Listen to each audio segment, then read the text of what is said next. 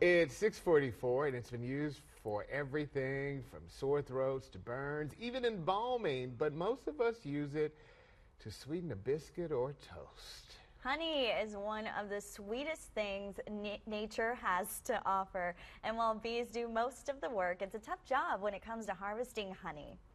So our own Barry Davis, or should I say Sweet Barry Davis, decided to try it out in this week's Texas Outdoors. Sometimes there's just a cost for doing business. How many times you been stung? Which day?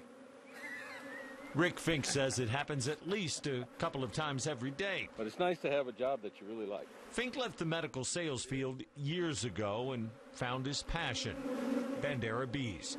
He now has 70 hives just like this, with more bees than you can count. So a typical hive of that size is going to have 30 to 35,000 bees in it. No kidding. Yes, there's a lot of bees in there. I wanted to learn more about bees and how to get the honey without getting the business end of the bee. Am I going to get stung today if I have a bee suit on? Probably not. Probably. Can't guarantee. Probably. I wasn't going to take any chances, so I stepped into the bee suit, zipped up, made sure the head cover was on properly. Yeah, let's draw that down tight. If one gets inside, I'm not going to be a happy camper. We walked right up to the hive, and they didn't seem to mind. But once we lifted the lid, they weren't really happy to see us. This box is almost 100% full of honey. So what I'm doing is I'm using smoke to try to drive the bees down into the bottom boxes. Bees not only make the honey, they eat it too.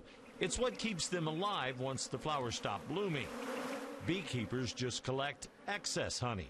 Looky there. So that is 100% capped honey, and that's what we're looking for when we're getting ready to harvest. Once you pull out the panels, you have to get the honey out of the comb. So we use this tool to uncap or puncture the wax coating that the bees have used to seal up the wax, and that's how they store it long term.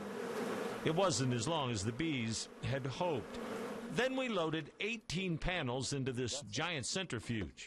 There you go. So now we just turn it on and it... Right. Once it started spinning, First drop. it didn't take long for the honey to flow. Look at that. That's liquid gold, isn't it? Yes, it is.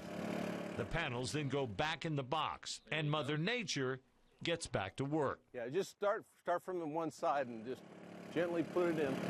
And once the honey sits for a few days, all the bubbles come out. The only processing is straight from the bucket to glass jars to the market. Yep, it's the sweet reward of success. Literally, right? Yeah, literally. So if you have an unusual hobby or something you want to show us, just email Barry. Listen, he is game. Find him on Twitter. Well, it looks pretty, that's neat. Yeah,